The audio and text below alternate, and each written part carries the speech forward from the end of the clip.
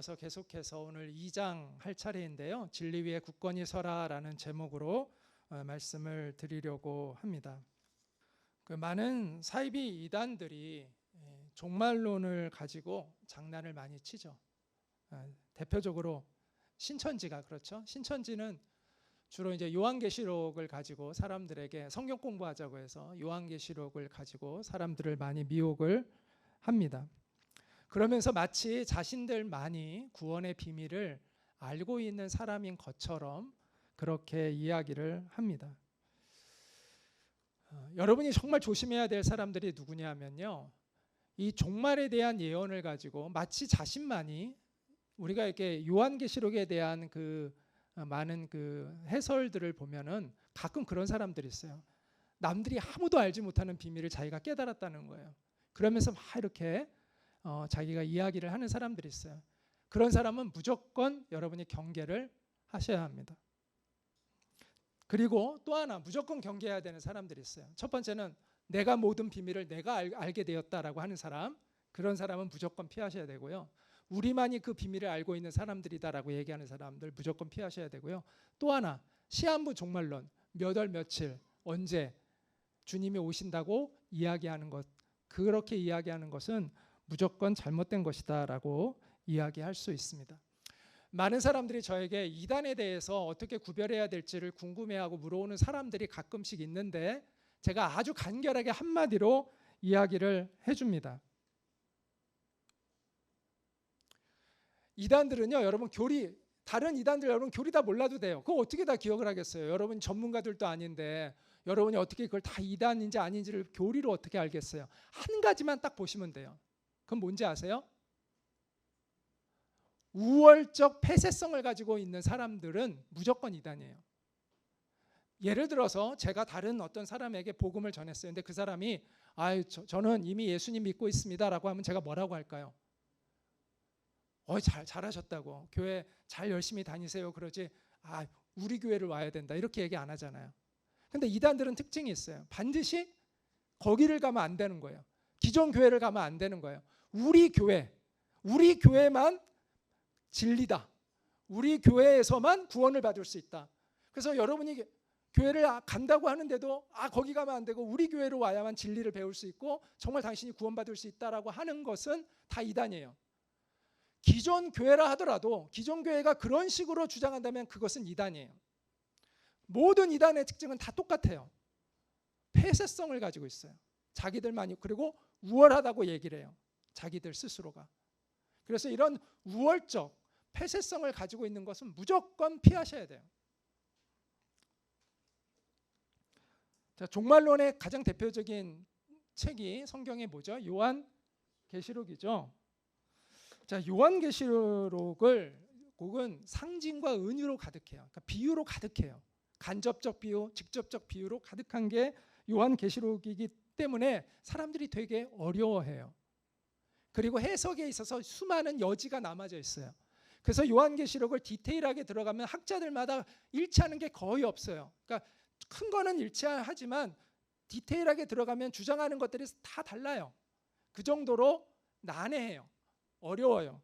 그런데 사실은 그렇게 복잡한 책은 아닙니다. 요한계시록의 결론은 하나예요. 결국 예수님이 승리하신다. 이 메시지를 전하는 거예요. 많은 사람들이 이 666에 대한 해석을 되게 666이 베리칩이다, 뭐다 이런 식으로 이야기를 많이 하는데 많은 성경학자들이 666의 의미는 바로 네로 황제를 의미한다라고 봅니다. 왜냐하면 히브리어는 그 철자마다 숫자가 있어요. 숫자가. 그래서 이 네로라는 말을 히브리어로 표기하게 되면 그 히브리어의 문자들의 숫자를 합하면 666이 나와요.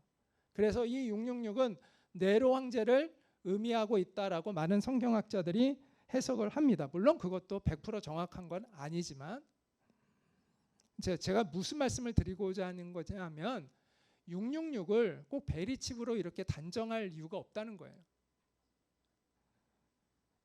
그리고 이미 이 사람들이 이 요한계시록을 쓸 때 사도 요한이 초대교회 상황에서 이 계시들을 그들만이 알고 있는 언어와 상징으로 마치 암호처럼, 그러니까 우리끼리만 서로 통용되고 이해할 수 있는 상징과 언어로 그 당시 로마의 아주 큰 핍박 속에서 고통받고 있는 그리스도인들에게 용기를 주는 메시지로 전한 것이 요한계시록이기 때문에 요한계시록의 그 대부분의 메시지들이 그 당시의 시대적 상황과 연결되어 있다라는 것을 이해하면 그렇게 신비로운 책이 아니라라는 것입니다. 자, 또 14만 4천.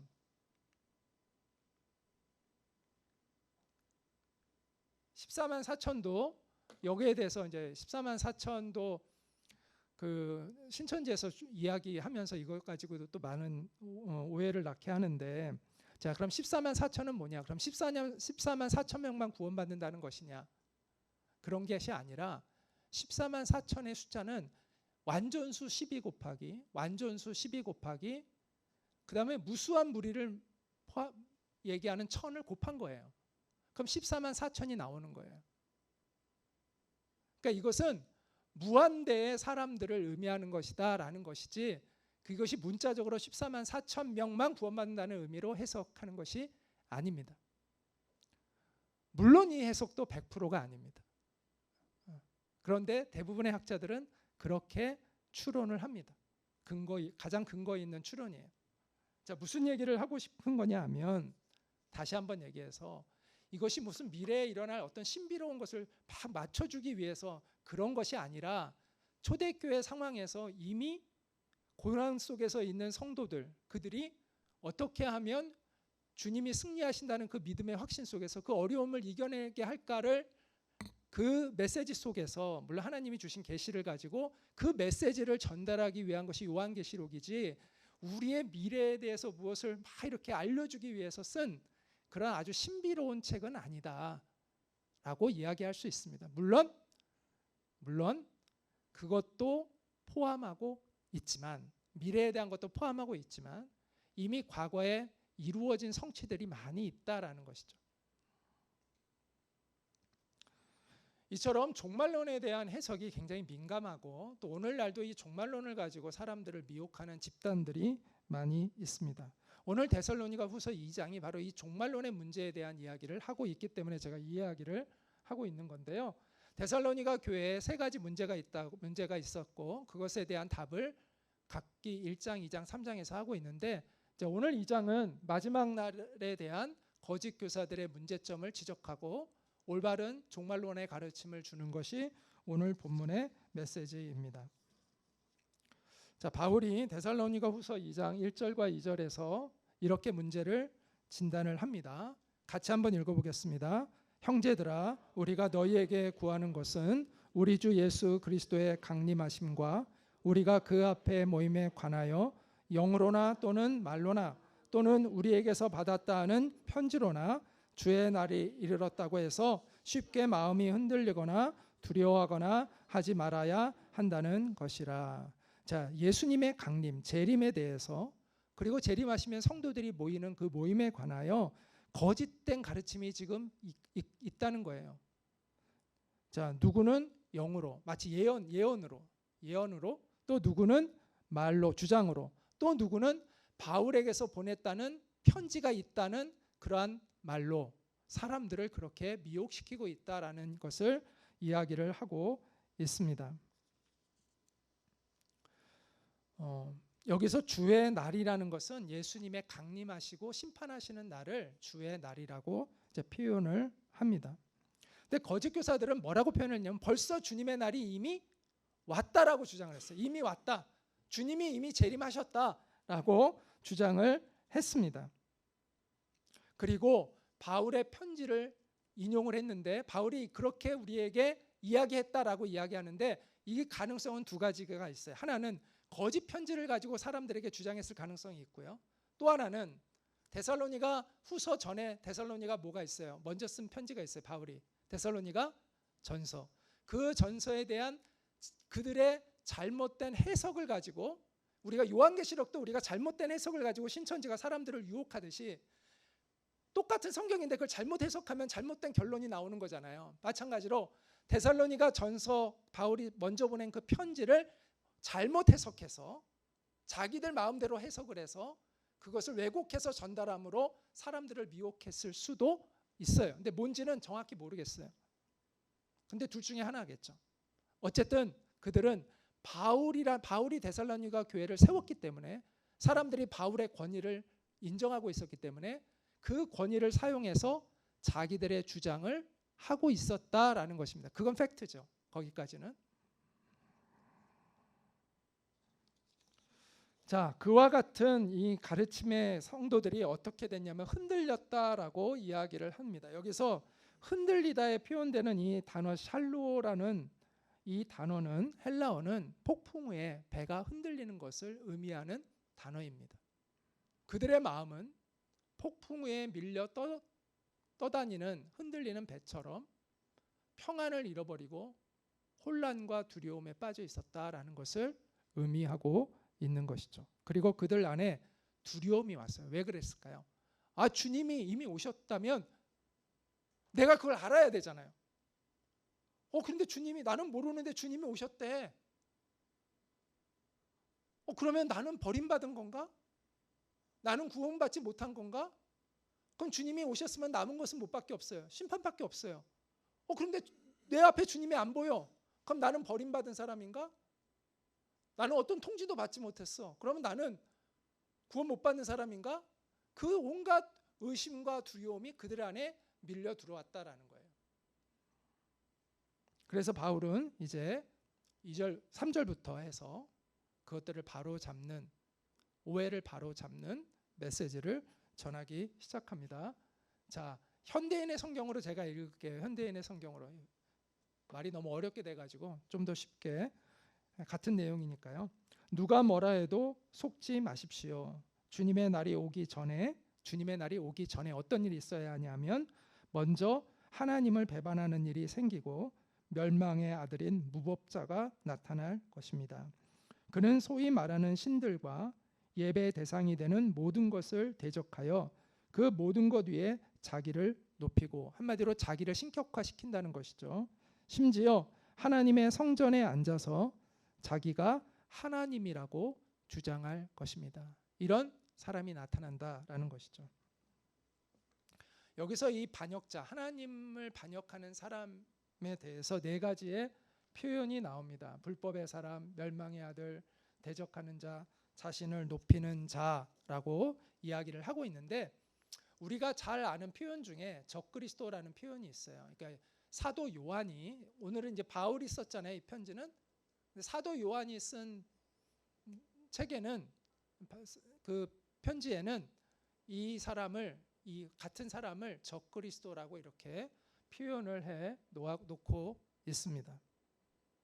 적그리스도의 특징이 첫째는 불법의 사람이라는 거예요. 다시 말해서 사람들이 경건하게 살지 못하게 한다는 거예요.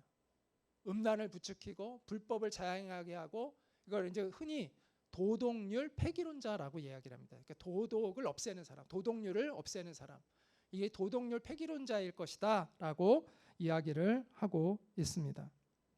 또한 적그리스도는 하나님을 대적하는 사람일 것이다라고 이야기를 합니다. 이 얘기는 뭐예요? 교회에서 예배드리는 것을 못하게 하고, 하나님을 경배하지 못하게 하고, 자기를 경배하도록 하는 그러한 사람일 것이다, 이렇게 이야기를 해주고 있습니다.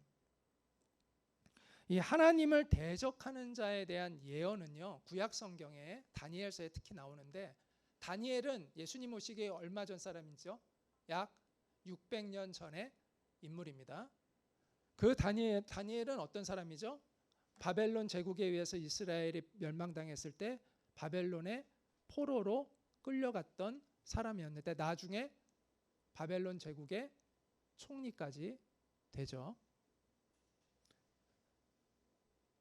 그 다니엘서에 보면 어떤 내용이 나오냐면, 북쪽에 있는 왕이 있다고 이야기하고, 그 북쪽에 있는 왕이 멸망하게 하는 가증한 것을 성전에 세울 것이다라고 이야기합니다. 멸망에 가증한 것은 우상을 얘기하는 거예요. 우상을 성전에 세울 것이다라고 이야기를 합니다. 그리고 또 뭐라고 이야기하냐면 북쪽 왕은 자기 좋을 대로 하며 스스로를 높이고 모든 신보다 자기를 크다고 하며 괴상한 말로 가장 높으신 하나님을 대적할 것이다. 이렇게 예언을 해놨어요.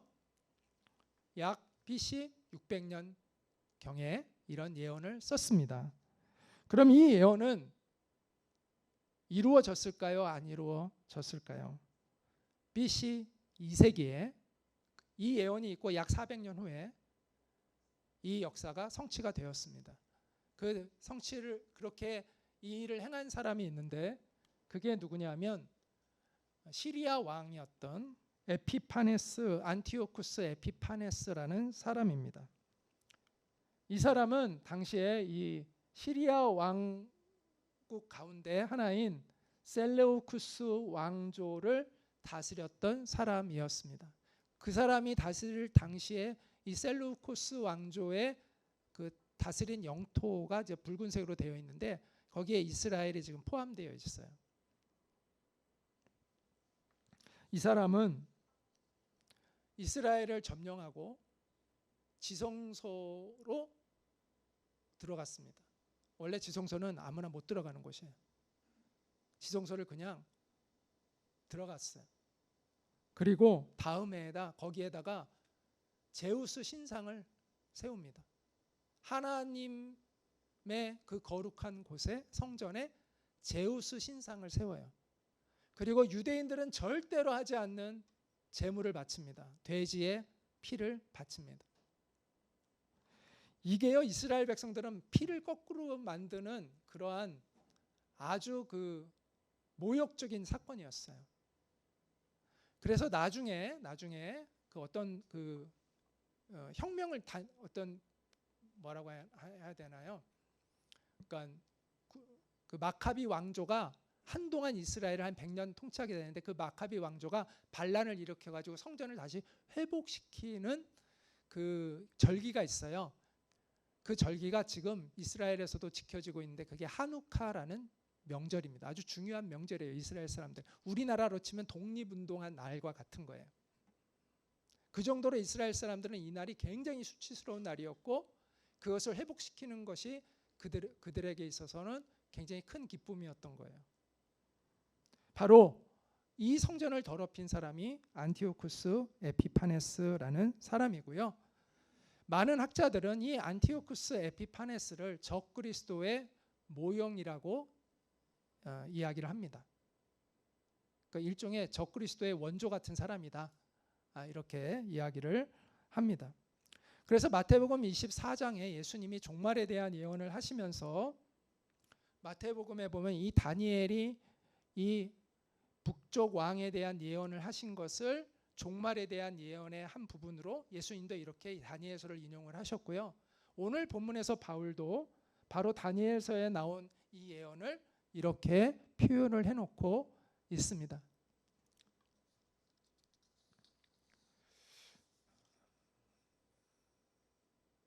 초대교회는 이 적그리스도를 어떻게 이해를 했냐 하면 누구로 이해를 했냐 하면 바로 로마의 황제들로 이해를 했어요. 자, 예수님 당시에 로마의 황제가 누구냐 하면 아구스도라고 우리는 가이사 아구스도라고 성경에는 표현되어 있는데 아구스도 이게 이제 우리 그 역사책에는 아우구스투스라고 표현되어 있어요. 이 로마의 황제 아우구스투스가 로마 제국의 공식적인 첫 번째 황제예요. 시저는 공식적인 첫 번째 황제가 아니에요. 이 아우구스투스가 공식적인 첫 번째 황제예요. 이 사람은 또한 동시에 최초로 자기를 신격화시킨 인물이었어요. 그래서 이 이후로 많은 로마의 황제들은 자신을 신으로 여기게 했어요. 그래서 그리스도인들을 핍박할 때 예수를 하나님이라고 하지 말고 나를 왕으로, 나를 하나님으로, 나를 주님으로 부르라고 요구를 했고 그것을 거부한 그리스도인들을 무참하게 죽였어요. 특히 네로와 도미티안이라는 황제는 아주 기독교인들을 아주 지독하게 탄압을 했습니다. 그래서 초대교회는 이러한 로마의 황제들이 바로 적그리스도다라고 이해를 했고 그렇게 이해하기에 충분했어요. 그럼 요한계시록을 쓸 당시에 황제는 누구였냐? 바로 도미티안이라는 아주 기독교인들을 아주 잔인하게 많이 죽였던 그런 황제가 도미티아누스라고 하죠. 그 사람이 황제였어요. 그래서 요한계시록을 쓸 때 사도 요한은 그 적그리스도를 그는 개인적으로 그렇게 이해하고 있었을 가능성이 많아요. 그러니까 로마의 황제로 이해하고 있었을 가능성이 많다는 것이죠.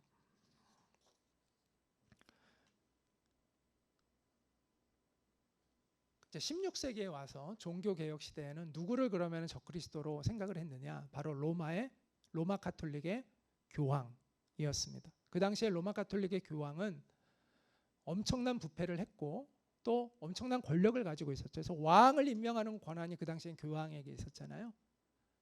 그래서 그 교황의 권위로 근데 온갖 옳지 못한 일들을 했죠. 그래서 이 교황을 적그리스도로 생각을 했습니다. 그래서 루터라든지 뭐 칼뱅이라든지 켈빈이라고도 하죠. 쯔빙글리라든지 그다음에 스위스의 존 낙스라든지 스코틀랜드의 또 토마스 크랜머 다 이 사람들이 16세기의 종교 개혁자들인데 이런 사람들이 쯔빙글리가 스위스고 존 낙스는 스코틀랜드의 개혁가이고 제가 말을 잘못했어요. 어쨌든 이런 종교 개혁가들이 모두 이 교황을 적그리스도로 생각을 했습니다. 자, 그럼 18세기 이후에는 어떤 사람들을 적그리스도로 생각을 했냐면 나폴레옹이라든지 그다음에 이태리의 무솔리니라든지 독일의 히틀러라든지 또 소련의 그 스탈린 같은 이런 사람들을 적그리스도로 그렇게 인식을 했습니다. 자, 무슨 얘기냐면 역사는 반복된다는 거예요. 예언은 한 번에 성취되는 게 아니라 반복적인 성취를 해요. 이거를 뭐라고 이제 이야기를 하냐면 이중적 성취라고 표현을 해요. 이제 신학에서는 그것을 이중적 성취라고 얘기하는데 꼭 이중만을 얘기하는 게 다중적 성취를 얘기하는 거예요. 이중적, 삼중적, 사중적으로 다중적으로 예언이 성취되는 거지 한 번으로 딱 예언이 성취되고 끝나는 게 아니라는 거예요. 이것이 예언의 특징이에요. 구약 시대의 예언, 예수님의 예언, 요한계시록의 예언, 사도들의 예언이 다 그와 같은 다중적 성취를 하고 있다라는 것을 우리가 이해할 필요가 있습니다. 그래서 적그리스도는 이미 왔고 앞으로 또 올 것이다 라는 인식을 가지고 있어야 한다는 거예요. 그래서 요한일서 4장 3절에 보면 사도 요한이 예수를 시인하지 아니하는 영마다 하나님께 속한 것이 아니니 이것이 곧 적그리스도의 영이니라. 오리라 한 말을 너희가 들었거니와 지금 벌써 세상에 있느니라. 이렇게 이야기하고 있는 거예요. 그러니까 이미 있고 앞으로 또 올 거라는 거예요. 이것이 예언의 이중적 성취입니다. 그래서 성경은 예언은 함부로 사사히 풀 것이 아니니라고 이렇게 말씀을 했습니다. 그래서 건전한 종말론적 핵심은 뭐냐? 속단하지 마라. 그러나 깨어 있어라. 요동하지 말아라. 그러나 분별해라. 두려워하지 말아라. 그러나 주의해라. 이렇게 이야기할 수 있습니다. 그러니까 우리가 함부로 예언을 해석하는 것을 조심해야 하지만 또한 그렇다고 해서 그냥 아무 생각 없이 그냥 무심히 넘어가서는 안 되고 시대적인 이 상황들을 분별하려는 노력은 해야 한다라고 이야기할 수 있는 것이죠. 자, 바울은 이러한 그들의 속단하는 문제에 대한 이야기를 했고요. 거짓 교사들의 종말에 대한 잘못된 오해를 바로잡았고요. 자, 그러면서 이제 이렇게 마저 이야기를 해주고 있습니다. 자, 세번역 성경으로 제가 읽을 테니까 한번 잘 들어보세요. 내가 여러분과 함께 있을 때 이런 일을 여러분에게 거듭 말했다는 것을 기억하지 못합니까? 여러분이 아는 대로 그자가 지금은 억제를 당하고 있지만 그의 때가 오면 나타날 것입니다. 불법의 비밀이 벌써 작동하고 있습니다. 다만 억제하시는 분이 물러나실 때까지는, 누가 지금 억제하고 있어요? 근데 그 억제하는 분이 물러날 때가 있다는 거예요. 그때 불법자가 나타날 거인데, 이제 불법자의 세상이 온다는 거죠. 주 예수께서 그러나 나중에는 그 입김으로 그를 죽이실 것이고 심판하신다는 것이죠. 그 오시는 광명의 광채로 그를 멸하실 것입니다. 자, 지금 최종적 적그리스도의 출현이 아직 안 오고 있다라고 바울이 이야기합니다. 누가 지금 막고 있대요. 그럼 누가 막고 있는 걸까요? 그 막는 사람은 누구일까요? 많은 학자들은 그것을 성령과 교회라고 이야기를 합니다. 성령께서 지금 막고 계시다는 거예요. 왜? 구원의 시대이기 때문에 아직은. 그래서 구원의 시대이기 때문에 성령님이 막고 계시고 또 교회가 성령의 인도하심을 따라서 복음을 전함으로 지금 그 시대를 막고 있다라고 이야기를 하고 있습니다.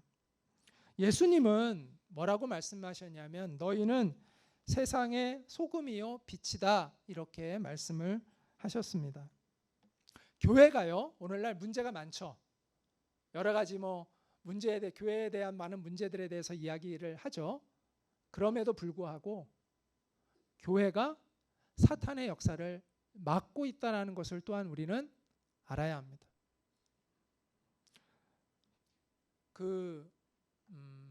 노아의 방주가 열려 있을 때까지는 구원의 문이 열려 있었던 거잖아요. 우리가 흔히 교회를 구원의 방주의 역할을 한다고 이야기를 해요. 교회의 문이 열려 있다는 것은 지금 아직도 구원의 기회가 있다는 것이고 아직 주의 날이 오지 않았다는 것을 의미합니다. 아직 심판의 때가 아니라는 것을 의미합니다. 우리는 소돔과 고모라의 이야기 속에서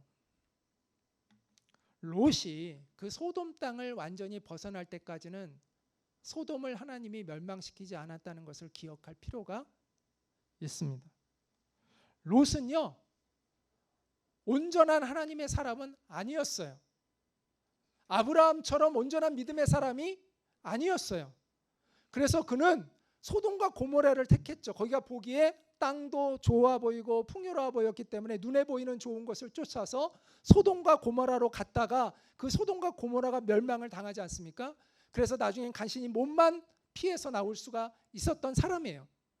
그럼에도 불구하고 그처럼 불완전한 사람이었지만 롯이 그래도 하나님을 아는 사람이었기 때문에 하나님께서 그 롯을 불완전하지만 그래도 하나님의 사람으로 인정해 주셨기 때문에 그 롯이 소돔과 고모라에 있는 동안에는 그 땅을 멸하지 않으셨다라는 것을 우리가 기억할 필요가 있습니다.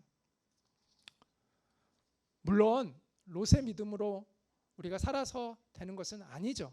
우리는 롯이 아닌 아브라함의 믿음을 가져야 합니다. 롯의 믿음으로는 교회가 온전한 역할을 감당할 수가 없습니다. 교회는 롯의 믿음이 아닌 아브라함의 믿음을 갖도록 노력해야 합니다. 그러나 교회가 그러나 롯의 믿음 같아 보여도 그렇게 부족한 것이 있어도 그래도 교회가 있으므로 불법의 세력이 완전히 장악하지 못하고 있다라는 것을 우리는 깨달을 필요가 있다라는 것이죠. 성령님이 그래서 교회를 회복시키시는 거예요. 교회가 타락할 때마다 성령님이 역사 가운데 일하시는 것을 우리가 보게 됩니다. 그래서 종교개혁도 그런 거잖아요. 교회가 타락할 때 하나님께서 그들을 가운데 다시 일으키셔서 교회를 다시 회복시키시고 그러므로 이 심판의 시대가 늦춰지고 있는 거예요. 이제 불법이 이제 완전히 이 세상을 지배하는 시대가 되면 이제 어쩌면 교회는 더 이상 복음을 전하지 못할 수 있습니다. 교회가 더 이상 교회의 문이 열려 있지 못하고 복음을 전하지 못하게 될 수도 있다는 거예요. 그럼 그때는 정말 심판의 날이 임박한 것이죠.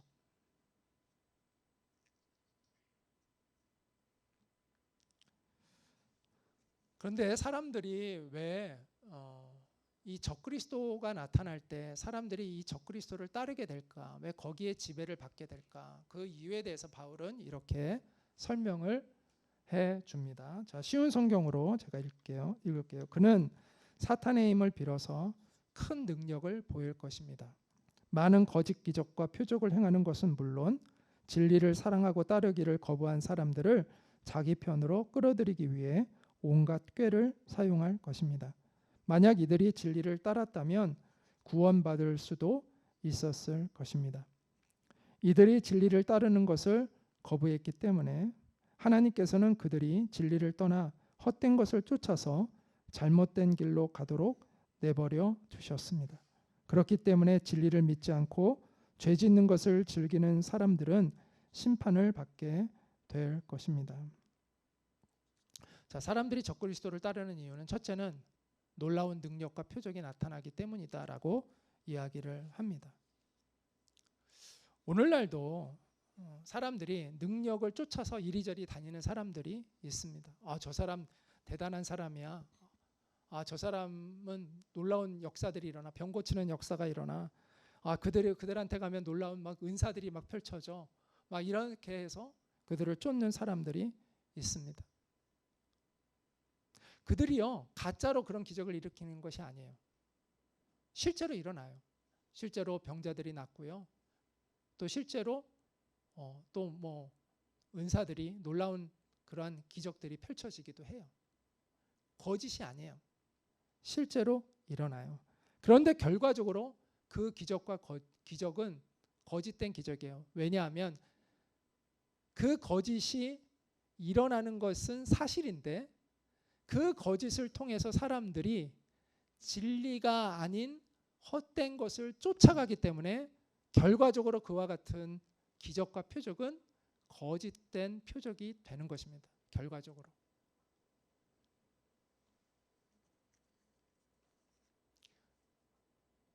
그래서 사람들이 이러한 거짓된 표적의 유혹을 받아서 진리를 버리고 헛된 것을 쫓아간다는 거예요. 우리가 이단들 세력들 보면 정말 어떻게 저렇게 사람들이 수만 명이 저기를 모이지? 저런 사람을 어떻게 속다르지? 아무리 저 사람이 엄청나게 말을 잘하고 엄청난 능력을 나타낸다 하더라도 어떻게 저런 사람을 사람들이 쫓아갈 수가 있지라는 의구심이 들잖아요. 정말 신기하지 않습니까? 그런데 그런 일이 일어나요. 그리고 마지막 때는 더욱더 그러한 일이 일어날 것이다 라고 이야기를 해주고 있습니다. 그런데 그와 같은 이유는 그 거짓된 적그리스도의 문제만이 아니라는 거예요. 누구의 문제가 더 큰 거예요? 바로 그를 쫓아가는 사람들이 문제가 있다는 거예요. 그래서 오늘 아까 말씀에 보면 적그리스도를 사람들이 따르는 이유는 그들이 따르는 사람들이 불의하기 때문이다라고 이야기를 해주고 있습니다.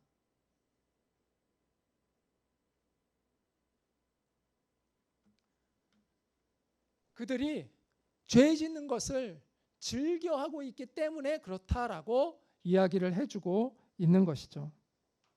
왜 사람들이 점쟁이를 쫓아갑니까?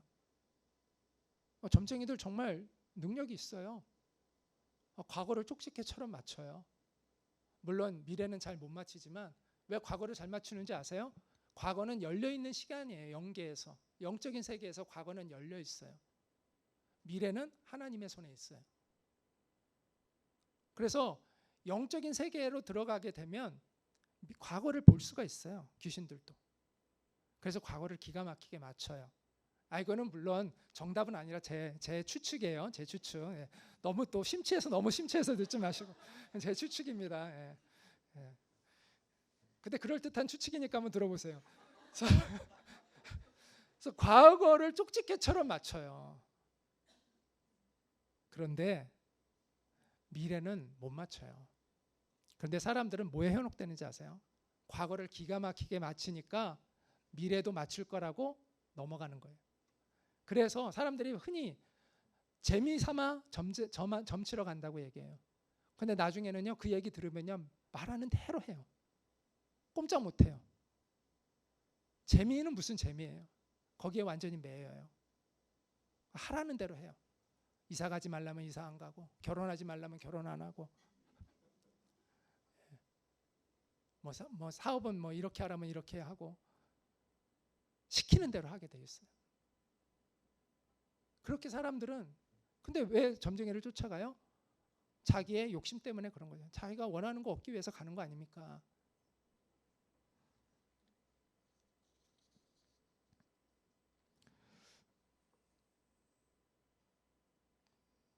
그래서 이 미혹을 받는 그 원인은 그들이 바로 불의하기 때문이다라고 이야기를 해주고 있습니다. 자, 여기서 우리가 11절을 좀 주의해서 봐야 되는데 하나님이 미혹의 역사를 그들에게 보내사라고 이야기를 했잖아요. 그러면 하나님이 사람을 미혹한단 말인가? 그게 아닙니다. 이 번역이 조금, 그러니까 이 오해를 낳을 수 있어요. 근데 그런 의미가 아니에요. 우리가 그래서 성경 전체를 통해서 하나님의 성품을 이해하고 이 말씀을 해석하지 않으면 잘못된 해석이 될 수가 있어요. 하나님은 누구를 유혹하시지 않습니다. 테스트는 하지만 템프테이션은 안 하세요. 그래서 하나님이 아브라함을 테스트하셨지만 하나님이 아브라함을 미혹하시지 않았어요. 하나님은 미혹하시지 않아요. 그래서 여기서 이 말의 의미는 어떤 의미냐 하면은, 하나님이 미혹을 시키신다는 것이 아니라 미혹한 사람들을 그냥 내버려 두신다는 거예요. 그러니까 유기하신다는 거예요. 그냥 그렇게 하게 내버려 두신다는 것입니다. 왜? 그들은 돌이킬 마음이 없기 때문입니다. 그래서 성경에 이런 말씀이 있죠. 돼지 목에 진주를 걸지 말아라. 어울리지 않는다는 거죠. 자, 하나님의 진리는 그 진리를 소중히 여기는 사람들에게 주어지는 것이지, 그것을 무가치하게 여기는 사람에게 그냥 막 주어지는 것이 아닙니다. 그래서 의에 줄이고 목마르라 하라고 하잖아요. 하나님의 그 진리를 사모하는 마음이 있는 자가 그 진리를 얻는 것이지, 받는 것이지, 그냥 그렇지 않은 무가치하게 여기는 그런 사람에게 하나님이 은혜를 주시는 것은 아닙니다. 그래서 하나님을 만나려면 겸손해져야 돼요. 자, 바울은 이처럼 올바른 종말론에 대한 내용을 가르치고 나서 이제 마지막으로 바울이 감사와 권면과 기도를 합니다. 자, 13절부터 14절 감사하는 내용인데요. 같이 한번 읽어보겠습니다. 주께서 사랑하시는 형제들아, 우리가 항상 너희에 관하여 마땅히 하나님께 감사할 것은 하나님이 처음부터 너희를 택하사 성령의 거룩하게 하심과 진리를 믿음으로 구원을 받게 하심이니, 이를 위하여 우리의 복음으로 너희를 부르사 우리 주 예수 그리스도의 영광을 얻게 하려 하심이라. 자, 한번 따라해 볼까요? 견고한 구원. 예, 지금 견고한 구원에 대해서 얘기하고 있어요. 우리가 하나님을 택한 것이 아니라 하나님이 우리를 택하셨기 때문에 이 구원은 우리의 어떠함에 의하여 되는 것이 아니라 하나님이 우리에게 행하신 그 은혜로 되어지는 것이기 때문에 이 구원은 안전하다, 견고하다라는 것을 이야기를 해주고 있는 것입니다.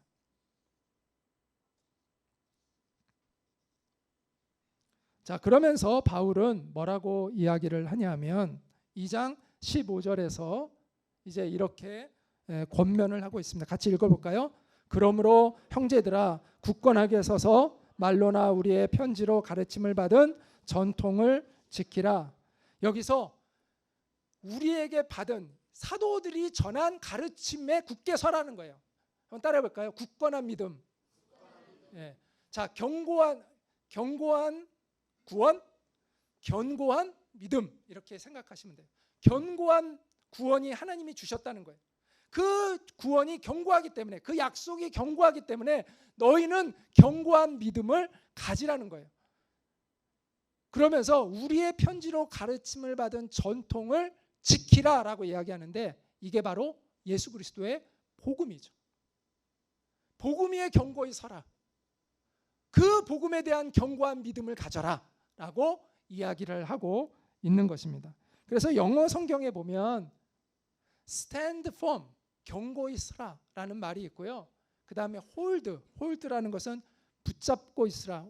우리 여기선 지금 지키라라고 번역이 되어 있는데, 붙잡고 있으라. stand firm, 굳건하게 서서 hold 하는 거예요. 뭔가를 붙잡고 있는 거예요. 여러분, 바람이 막 부는데, 폭풍우가 부는데 그게 너무 거기에 이렇게 휩쓸려 가지 않으려면 어떻게 해야 돼요? 발을 땅에 굳건하게 세우고 뭔가 견고한 것을 붙잡고 있어야지 견디잖아요. 근데 내가 지푸라기를 붙잡고 있어. 그러면 소용이 없죠. 아주 뿌리가 깊이 내려져 있는 강한 나무를 붙잡고 있거나 아니면 튼튼한 기둥을 붙잡아야 버틸 수가 있는 거잖아요. 바로 그러한 모습을 상상하시면 돼요. 그렇게 견고한 믿음을 가지고 버텨라 이거예요. 자, 그러면서 이제 마지막으로 그들을 위해서 기도하고 있는데, 같이 한번 읽겠습니다. 시작. 예수 그리스도와 우리를 사랑하시고 영원한 위로와 좋은 소망을 은혜로 주신 하나님 우리 아버지께서 너희 마음을 위로하시고 모든 선한 일과 말에 굳건하게 하시기를 원하노라. 내가 이렇게 기도한다, 이런 의미죠. 자, 기도는 왜 합니까? 왜 그렇게 내가 그렇게 원하노라, 내가 그렇게 너희를 축복하노라, 왜 이렇게 기도하고 있을까요? 바울은 바로 굳건한 믿음은 내 힘으로만 할 수 있는 것이 아니기 때문입니다. 하나님의 은혜와 도우심 없이는, 하나님의 그 우리를 지켜주시는 은혜 없이는 우리가 그런 사람이 될 수 없기 때문에, 내 결심과 각오와 노력만으로 되는 것이 아니기 때문에 내가 너희를 위해 하나님의 은혜와 사랑과 위로와 격려가 있기를 내가 기도하노라 라고 이야기하고 있는 것이죠. 자, 이제 마무리를 하려고 하는데요. 마무리는 전에 제가 한번 부활절 설교 가운데서 했던 내용인데, 오늘 이 마무리로 참 좋을 것 같아요. 다시 한번 여러분에게 말씀을 전하고자 합니다. 자, 성경이 가르치는 종말론은 역사적 파괴가 아닙니다. 역사의 완성을 의미합니다. 역사는요, 하나님의 목적을 가지고 있습니다. 마지막 때 하나님의 목적이 성취가 돼요. 그리고 새로운 시작이 열리는 거예요.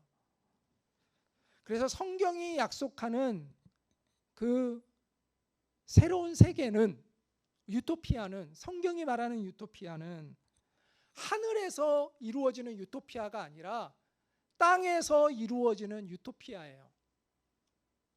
성경이 우리에게 주는 궁극적인 소망은 하늘이 땅으로 내려오는 것입니다. 그래서 요한계시록 21장 2절에 보면 거룩한 성 새 예루살렘이 하나님께로부터 하늘에서 내려오니, 하늘에서 준비된 게 내려온대요. 그 준비한 것이 신부가 남편을 위하여 준비한 것 같더라, 이렇게 이야기를 하고 있습니다. 예수님이 첫 번째 오셨을 때 하늘에서 땅으로 오셨잖아요. 두 번째 오실 때도 예수님이 하늘에서 땅으로 오시잖아요.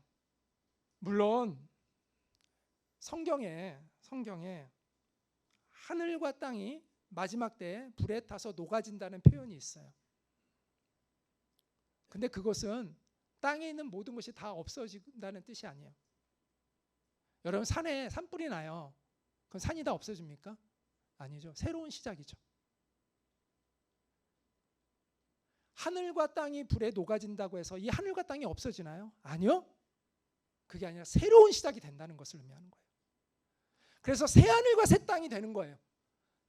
새 예루살렘이 이 땅으로 내려와서 하늘이 땅을 덮어서 새 하늘과 새 땅이 되는 거예요.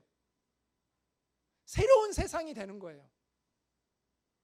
그것이 성경이 가르치고 있는 종말론이에요. 예수님이 이 땅을 포기하시는 게 아니에요. 이 땅을 회복시키시는 거예요. 그게 성경이 얘기하고 있는 구원이에요.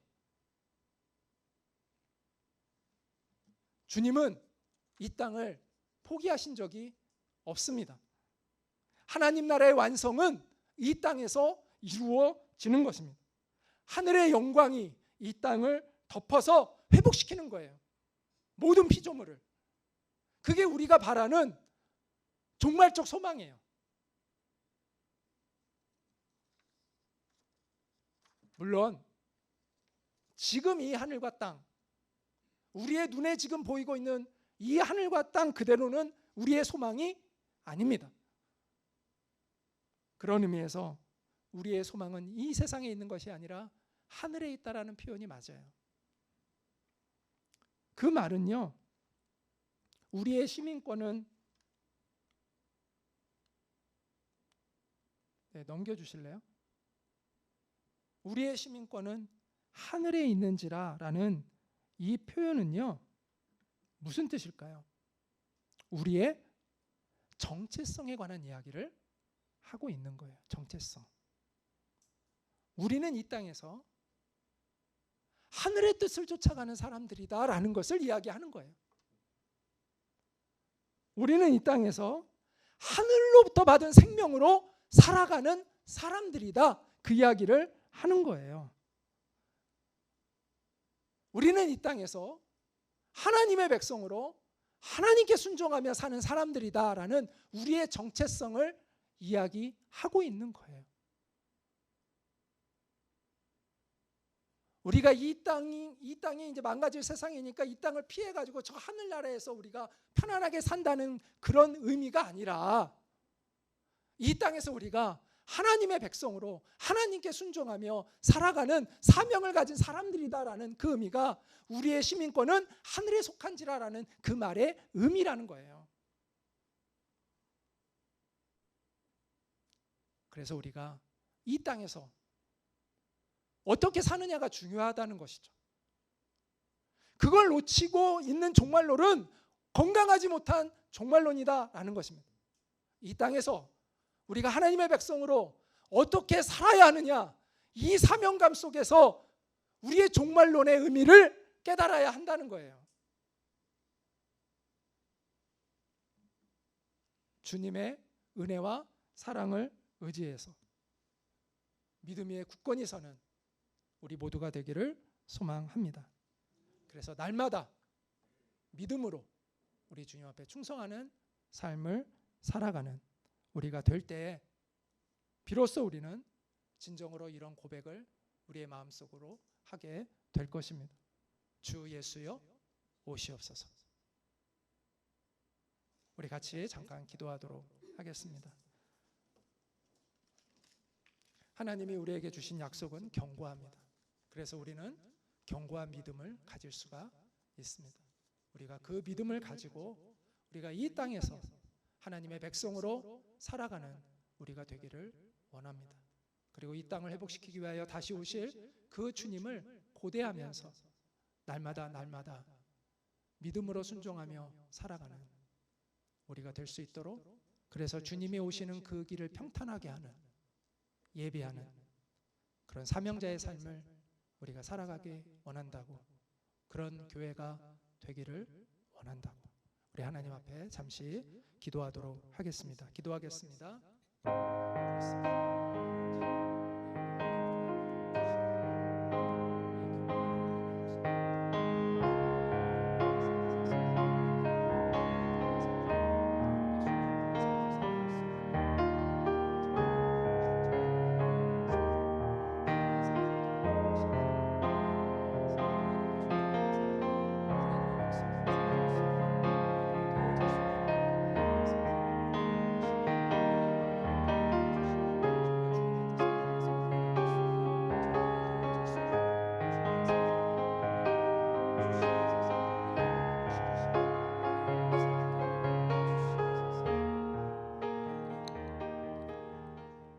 은혜로우신 주님, 우리 주 예수 그리스도 안에 있는 하나님의 그 견고한 약속을 주셔서 감사합니다.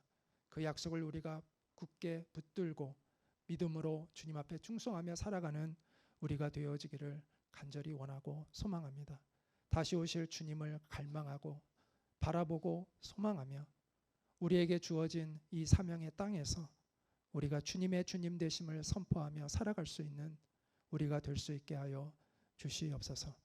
이 세상의 문화와 가치를 쫓아 살지 않게 하시고 하늘의 시민권자로서 하나님께 받은 그 사명감을 가지고 이 땅에서 주님께 복종하며 살아가는 우리가 되게 하셔서 주님의 뜻을 이루어가게 하시고 주님이 오시는 그 길을 준비하는 저희가 될 수 있도록 은총을 베풀어 주시옵소서.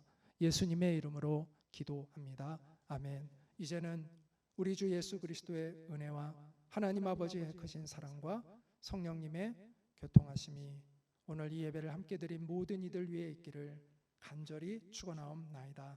아멘.